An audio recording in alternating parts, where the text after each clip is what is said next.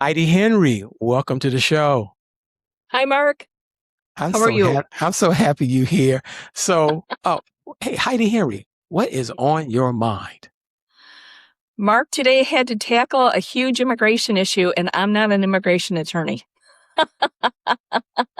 So I had somebody who's here from Ukraine on a work visa, and my sister's friend. And I have never met her, but her and her family, their entire village was bombed. Her house was flattened. The government welcomed her into our country and said, "Find a job," and she did. And she works her butt off, and so does her husband. Her kids go to school here. They bought a house working on their naturalization. And her visa's up in 2 days. She paid her fees, filled out all the paperwork, isn't hearing back from anybody. And this is a story I hear all the time. And people call me, I'm not an elected official. I do know a lot of elected officials. So I do the best I can. And I know some immigration attorneys because I've worked on this. It's something, now I was able to connect her with my congresswoman's office today. Every Democrat in Illinois that's elected is in Springfield at the state fair. I'm not elected. I'm not there. But this is a story I hear all the time. I have people who drive up my driveway at my farm asking for help. Usually it's people who have a site at one of the local campgrounds. It's like their summer home. And they have to go back to the city because the summer's over, and they're worried about, they haven't heard anything back on their immigration status. Now, what do we do? Number one, you don't wait till it's 2 days before. You start this a month before. If you haven't heard back and you've done everything in a timely manner, then get on the phone and start making calls then. And the first person you should call is your member of Congress. Even if you're not able to vote in the United States, the member of Congress in your area is able to help you. That's the important thing. And people are so afraid to reach out to their member of Congress right now. We are meant to be afraid of our elected officials. And that comes from one side only. Luckily, my elected official, the one that works with her, is Lauren Underwood, who's a Democrat from the Chicago suburbs.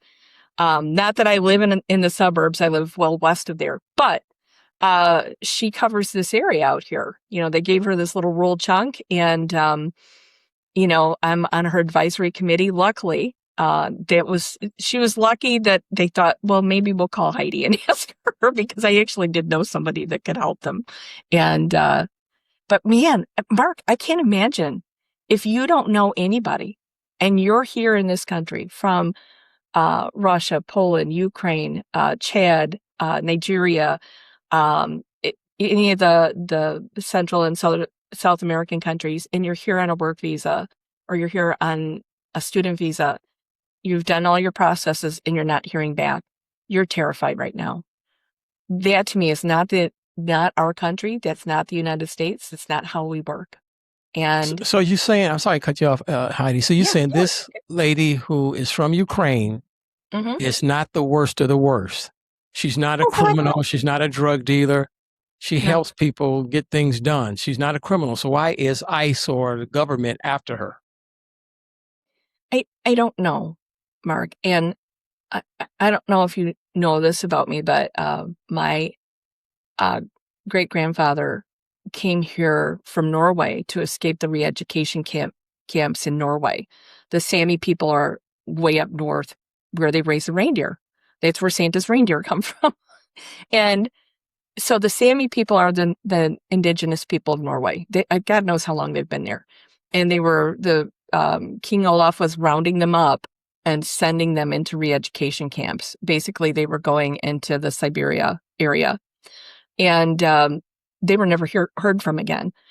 So Mick, my great grandpa Mick, got on a boat with his wife, who was a Southern Norwegian, and she had twins. My grandmother was one of them that was born on the boat, and they're crossing over. They landed in Nova Scotia, walked and took a oxen cart across Canada and walked in through Minnesota. Illegal immigrants by our standards. Forced to change her name from Sylvig to Sylvia because Sylvig was an identifier, and they were afraid they would be deported. They were not allowed to speak their language. They were not allowed to have an accent. They were not allowed to cook their own foods. They had to assimilate as quickly as possible to be as English as possible. So it happened within generations in my family, and we are pasty white people. I don't know how else to put it. But the fact that we, as Americans, have over our history decided to exclude people, persecute people, imprison people, export people, imprison people for not being us. We are them. We are that melting pot that I heard about all through grade school. Our ancestors, your ancestors, all came here under different circumstances for different reasons, willingly or unwillingly. And people are here and they deserve to have the grace and the space that the United States is supposed to offer. And we're not doing that now. We have lost our way. This is not us. Let me stop you and say, as you well know, this is us. This is the United States. You know what I'm saying? It's a great story because I don't really know my own story. Maybe like with grandparents, and it stops right there. I know of course, we have the descendant of African slaves, and of course, many of the slaves, like most of the slaves, have a white bloodline. And I don't know where that come from. So, but the point, we're a country of immigrants, and we know how this works. But I wish before you can finish the story, finish this little podcast, I wish we did talk about, I wrote here my notes here. Remember the 1924 Immigration Act, the 1892 Chinese Exclusion Act, and I think it was a 1964 Immigration and Nationality Act. Okay, President Johnson signed that, right? I think the 64 or 65, right? When I was a wee small child. Almost baby. And so I think we don't know this history. Then people are afraid because we said we have too many immigrants. So what does that mean? We have too many people coming to our country. What is that? When I think about the Exclusion Act, again, it was migrant labor that was coming in and working for less money.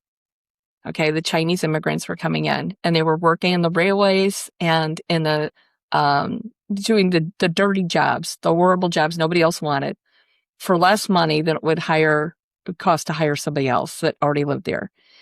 And that's the reason for labor unions. That's the reason for a minimum wage. That's the reason for a lot of things. A lot of the laws that we have now was because people right now are blaming Hispanic migrants for taking jobs that away from them. Well, I'm sorry. Wait. Let me stop you there. That is not the issue. The issue is that there's too many non-Americans here. And the Americans who tend to be old, this is like our age and older, saying this country's not a white country anymore. There's too many non-white people here. And I want to say, you don't care, but some people who won't even be here 20, 30 years from now, they're afraid because they're afraid their children will be under the auspices or under the control of non-white people. You would agree, right? Yeah. It's the aging white dinosaur, right? I look at it and I think,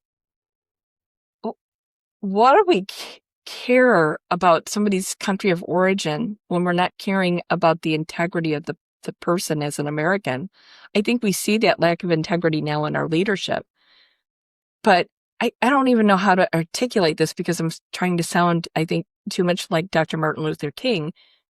You should care more about the American inside or the ideals inside than you care about what the outside looks like. I don't look at all like my father, yet he is 50% of my DNA. I don't look anything like him. Isn't that the case for all of us? But identity is who we are. So we take on an identity, and I say, I don't identify with you. You're different. You're not an American. How do you combat that ideology? That is heartbreaking to me because, Mark, I know so many different people from all over the place, and I see them from their inside out, I guess. I see their integrity and their dedication and their love, their beauty, all of those wonderful things that we should all be looking for. this, you know, bag of water we walk around in should not be the identifier for us, right? And I hope when I was a kid, we had to read a silly book called Jonathan Livingston Seagull about trying to get better. And then you die, and then you try to get better, and then you die, and then you try to get better.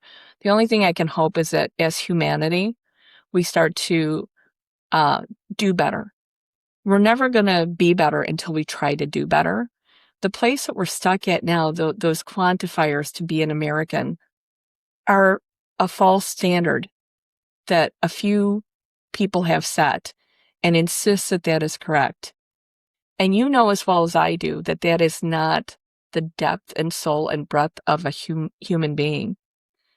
We allow them when they can divide us, and color is an easy thing to divide us by. Accent is an easy thing to divide us by. Hair color, how much curl you have or don't have, is all those identifiers. You could be on the other side of the railroad tracks. It doesn't matter.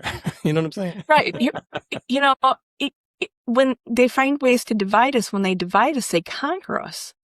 When we say, Mark, you and I have a lot of things in common. We want to see things be better for humanity. We want every kid to have an amazing public education, excellent healthcare, opportunity to be more than who they were born into, right? That's what I wanted for my kids. That's what everybody wants for their children. That's what your parents wanted for you. Yeah, but Heidi, you don't sound like an American. You know that. No, that's what we're supposed to be. But you know America. You know America better than I do, right?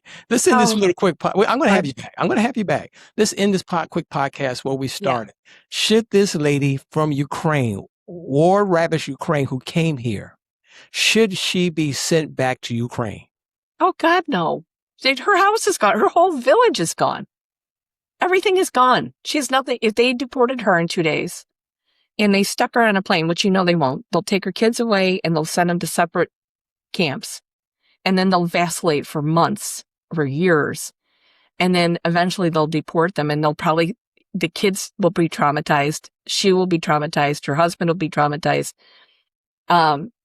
We as humans need to be better than that. God bless it. We need to be better. So the only hope she has is a Democratic or a bunch of Democratic politicians in the state of Illinois and the U.S. House that can maybe help her evade ICE and deportation, or evade deportation, rather. You know, it's like I always feel like I'm one step away from hiding Anne Frank. Honest to God. Yeah. And you know, well, you haven't been out to my farm, but I've got lots of room. I would take them all, but they would come for them eventually.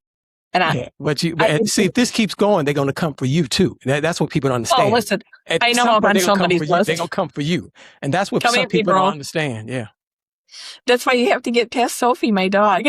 No, it's all good. Sophie's wonderful. Heidi Henry, I hope it really works out with that lady from Ukraine, and are you going to come back?